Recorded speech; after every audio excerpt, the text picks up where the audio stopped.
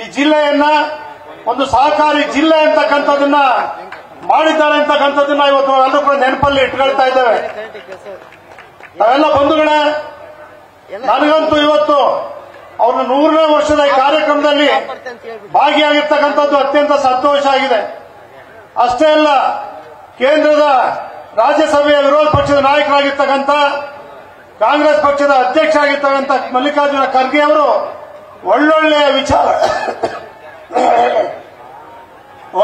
ವಿಚಾರಗಳನ್ನ ತಮಗೆ ಸಂದೇಶವನ್ನ ಕೊಟ್ಟಿದ್ದಾರೆ.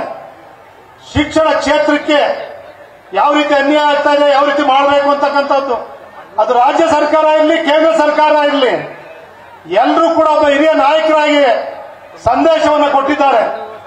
ಸಹಕಾರ ಕ್ಷೇತ್ರದಲ್ಲಿ ಇವತ್ತೇನು ಆಗ್ತಾ ಇದೆ ಅದು ರಾಜ್ಯ ಮತ್ತು ಕೇಂದ್ರದಲ್ಲಿ ಆ ರೀತಿ ಆಗಬಾರದು. ಆ ಕ್ಷೇತ್ರವನ್ನು ಬೆಳೆಸೋದ್ರಿಂದ ಸರ್ವರಿಗೂ ಕೂಡ ಅಭಿವೃದ್ಧಿ ಮಾಡ್ತಕ್ಕಂಥ ಈ ಕ್ಷೇತ್ರಗಳನ್ನ ಉಳಿಸಬೇಕು ಅಂತಕ್ಕಂಥ ಒಂದು ಸಂದೇಶವನ್ನ ಇವತ್ತು ಇಲ್ಲಿ ಕೊಟ್ಟಿದ್ದಾರೆ. ನಾನು ಒಬ್ಬ ಕೃಷಿಕನಾಗಿ, ಒಬ್ಬ ಸಹಕಾರಿಯಾಗಿ ಈ ವೇದಿಕೆ ಮೇಲೆ ಬಂದು ನಿಂತು ಮಾತಾಡಲಿಕ್ಕೆ ನನಗೆ ಸಂತೋಷ ಆಗ್ತಾ ಇದೆ. ಕೆ ಎಚ್ ಪಾಟೀಲ್ ಅವರು ಬರೀ ಗದಗಿನ ಭಾಗಕ್ಕೆ, ಧಾರವಾಡ ಭಾಗಕ್ಕೆ ಅಷ್ಟೇ ಅಲ್ಲ, ಮೈಸೂರು ಭಾಗ್ಯಕ್ಕೆ ಅತ್ಯಂತ ಜನಪ್ರಿಯ ನಾಯಕರಾಗಿದ್ದಂಥವರು. ಅವರೆಲ್ಲೂ ಕೂಡ ಸಚಿವರಾಗಿದ್ದಂಥ ಸಂದರ್ಭ, ಅಧ್ಯಕ್ಷರಾಗಿ ಕಾಂಗ್ರೆಸ್ಸಿನ ಶಿಬಿರಗಳಲ್ಲಿ ನಾವು ಭಾಗವಹಿಸ್ತಾ ಇದ್ದೋ.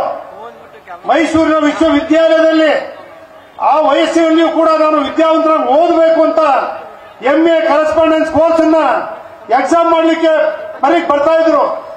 ನಾವು ಹೋದ್ರವ್ರು ಹೇಳ್ತಿದ್ರು, ನೀವು ಯಾರು ಬರಬೇಡಿ, ನಾನು ಶಿಕ್ಷಣ ಕಲೀಲಿಕ್ಕೆ ಬರ್ತಾ ಇದ್ದೇನೆ ಅಂತೇಳಿ ಹೇಳ್ತಾ ಇದ್ರು ಕೆ ಎಚ್ ಪಾಟೀಲ್ ಅವರು. ಆಕಸ್ಮಿಕವಾಗಿ ನಿಮ್ಗೆಲ್ಲರೂ ಕೂಡ ಗೊತ್ತಿದೆ, ಕಾಂಗ್ರೆಸ್ ಪಕ್ಷದಲ್ಲಿ ಒಡಕಾದಂತ ಸಂದರ್ಭ, ದೇಶದಲ್ಲಿ ಬ್ರಹ್ಮಾನಂದ ರೆಡ್ಡಿ ಅವರ ಅಧ್ಯಕ್ಷರಾಗಿ ಕೆ ಎಚ್ ಪಾಟೀಲ್ ಅವರು ರಾಜೀನಾಮೆ ಕೊಟ್ಟು ಮಂತ್ರಿಗಿರಿಗೆ, ಅವ್ರ ಜೊತೆ 5 ಜನ ಮಂತ್ರಿಗಳು ಕೂಡ ರಾಜೀನಾಮೆ ಕೊಟ್ಟು ರೆಡ್ಡಿ ಕಾಂಗ್ರೆಸ್ ಪಕ್ಷವನ್ನ ಕಟ್ಟತಕ್ಕಂಥ ದಿಕ್ಕಲ್ಲಿ ಹೊರಡ್ತಾರೆ.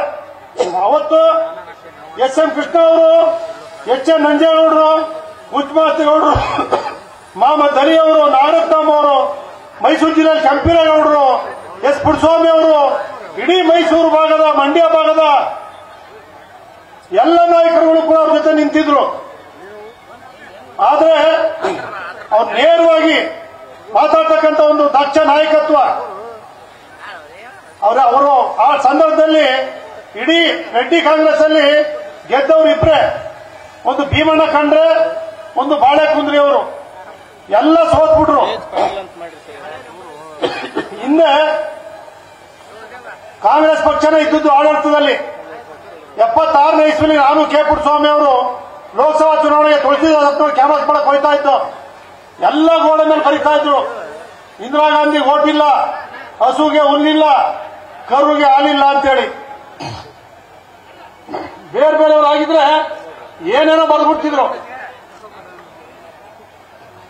ಅವ್ರೊಂದು ಮಾತಾಡಿದ್ರು, ಚೆನ್ನಾಗಿ ಬರ್ತಿದಾರಲ್ಲ ಅಂದ್ರು. ಏನ್ ಸರ್ ಹಿಂಗಂತಿರಲ್ಲ ಅಂದೆ. ನೋಡಿ ಎಷ್ಟು ಚೆನ್ನಾಗಿ ಬರ್ದವ್ರೆ, ಇಂದಿರಾ ಗಾಂಧಿ ಓಟ್ ಇಲ್ಲ, ಹಸುಗೆ ಹುಲ್ಲಿಲ್ಲ, ಕರುಗೆ ಹಾಲಿಲ್ಲ. ಇಂದಿರಾ ಗಾಂಧಿ ಓಟ್ ಕೊಟ್ರೆ ಇಂದಿರಾ ಗಾಂಧಿ ಓಟು, ಹಸುಗೆ ಹುಲ್ಲು, ಕರುಗೆ ಹಾಲು, ಅದನ್ನೇ ತಿರುಗಿಸಿ ಹೇಳಿದ್ರು ಅವರು. ಅವರೆಂತ ಅದ ಯಾವ ರೀತಿ ಹಿಂದಿನ ರಾಜಕಾರಣಿಗಳು ಇದ್ರು ಅಂತ ನಾವು ಇವತ್ತೇನಾರು ಅಂದ್ರೆ ಅದಕ್ಕೆ ವಿರುದ್ಧವಾಗಿ ಇನ್ನೇನೋ ಮಾತಾಡಕ್ ಹೋಯ್ತೀವಿ. ಆ ರೀತಿ ರಾಜಕಾರಣದಲ್ಲಿ ಹೋರಾಟ ಮಾಡಿದಂತ ಮಹಾನ್ ನಾಯಕರಾಗಿದ್ರು ಅವರು. ಅವ್ರು ಯಾವತ್ತೂ ಕೂಡ ಕೋಪ ಮಾಡ್ಕೊಂಡ್ರೆ ಗಿಳಿ ಮೂಗು ಅವ್ರದ್ದು ಹಿಂಗ್ ತಿರ್ಕೊಂಡ್ಬಿಡೋದು ಮುಖ. ಅವ್ರೇನ್ ಕೋಪ ಮಾಡ್ಕೊಂಡ್ಬಿಟ್ರೆ, ಅವರು 80ನೇ ಇಸ್ವಿನಲ್ಲಿ ಮೊದಲು ಎಚ್.ಎನ್. ನಂಜೇಗೌಡರು ಪ್ರೆಸ್ ಕಾನ್ಫರೆನ್ಸ್ ಮಾಡಿ ಕಾಂಗ್ರೆಸ್ ಮತ್ತೆ ವಾಪಸ್ ಬರ್ತಾರೆ. ಅವ್ರದಾದ್ಮೇಲೆ ಒಬ್ಬೊಬ್ಬರಾಗಿ ಎಲ್ಲರೂ ಕೂಡ ಬರ್ತಾರೆ. ರಾಜಶೇಖರ ಮೂರ್ತಿ ಜನತಾ ಪಕ್ಷದಲ್ಲಿ ಇದ್ದವರು, ಕಾಂಗ್ರೆಸ್ ಪಕ್ಷದವರು, ಎಲ್ಲರೂ ರೆಡ್ಡಿ ಕಾಂಗ್ರೆಸ್ ಕಟ್ಟಿದವರು ಎಲ್ಲರೂ ಕೂಡ ಮತ್ತೆ 80ನೇ ಇಸ್ವಿಯಲ್ಲಿ ಮತ್ತೆ ಕಾಂಗ್ರೆಸ್ ಪಕ್ಷಕ್ಕೆ ಬಂದು ಎಲ್ಲರೂ ಕೂಡ ಸೇರ್ತಾರೆ. ಈ ರೀತಿ ಇವತ್ತಿನ ರಾಜಕಾರಣದಲ್ಲಿ ನಾನೊಂದು ಮಾತನ್ನು ಹೇಳಿದೆ ಎಚ್ ಕೆ ಪಾಟೀಲ್ರಿಗೆ. ಕೆ ಎಚ್ ಪಾಟೀಲ್ರು ಅಧಿಕಾರಕ್ಕೆ ಎದುರದ ಹೋರಾಟವನ್ನು ಮಾಡಿದ್ರು. ಆದ್ರೆ ನೀವು ಇವತ್ತು ಆ ಸಹಕಾರ ಕ್ಷೇತ್ರದ ಬೆಳೆದು ಬಂದಿದ್ದೀರಿ. ಡಿ.ಆರ್. ಪಾಟೀಲ್ರು, ನಿಮ್ಮ ಕುಟುಂಬ ಇವತ್ತು 100 ಕಾರ್ಯಕ್ರಮಗಳನ್ನು ಒಂದು ವರ್ಷದಿಂದ ಆಯೋಜನೆ ಮಾಡಿದ್ದಾರೆ. ಜನರಿಗೆಲ್ಲರಿಗೂ ಅರಿವು ಮೂಡಿಸ್ತಕ್ಕಂಥ ಕೆಲಸವನ್ನು ಮಾಡಿದ್ದೀನಿ. ಆದರೆ ನಮ್ಮ ಸಹಕಾರ ಕ್ಷೇತ್ರದ ಬಗ್ಗೆ ಕಾನೂನು ಸಚಿವರಾಗಿದ್ದೀರಿ, ನೀವು ಶಕ್ತಿಯುತವಾಗಿ ಇದನ್ನು ಉಳಿಸ್ತಕ್ಕಂಥದಕ್ಕೆ ನೆರವಾಗ್ತಾ ಇಲ್ಲ. ನೀವು ಮಾಡಬೇಕು ಅಂತೇಳಿ ನೇರವಾಗಿ ನಾನು ಎಚ್ ಕೆ ಪಾಟೀಲ್ಗೆ ವಿಧಾನಸಭೆಯಲ್ಲೇ ಹೇಳಿದೆ, ಈ ಕ್ಷೇತ್ರ ಉಳಿಬೇಕು. ಸಹಕಾರ ಕ್ಷೇತ್ರ ಉಳಿದ್ರೇನೆ ಸರ್ವರ ಅಭಿವೃದ್ಧಿ ಆಗ್ತಕ್ಕಂಥದ್ದು.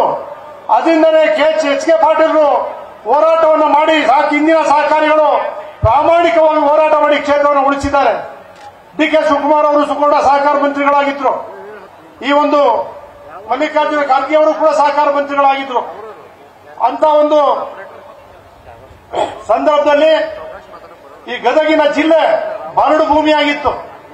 ಈ ಬರಡು ಭೂಮಿಗೆ ಏನಾದ್ರು ಬರಗಾಲಕ್ಕೆ ಡ್ರೈಲ್ಯಾಂಡ್ಗೆ ನೀರು ಬಂದ್ರೆ ಯಾವ ಸಂತೋಷ ಆಗುತ್ತೆ, ಆ ರೀತಿ ಇವತ್ತು ಕೆ ಎಚ್ ಪಾಟೀಲ್ರು ಈ ಭಾಗದಲ್ಲಿ 2-3 ತಲೆಮಾರುಗಳಿಂದ ಕುಟುಂಬ ಕಳೆದು ಬಂದು ಕೆ ಎಚ್ ಪಾಟೀಲ್ರ ಹೋರಾಟ ನಾವೆಲ್ಲರ ಮುಂದೆ ಇದೆ, ನಮ್ಮ ಕಣ್ಮುಂದೆ ಇವತ್ತು ಕೂಡ ಕಾಣ್ತಾರೆ. ಅಂತ ವ್ಯಕ್ತಿಗಳನ್ನು ನಾವು ಕಾಣ್ಲಿಕ್ಕೆ ಸಾಧ್ಯವೇ ಇಲ್ಲ.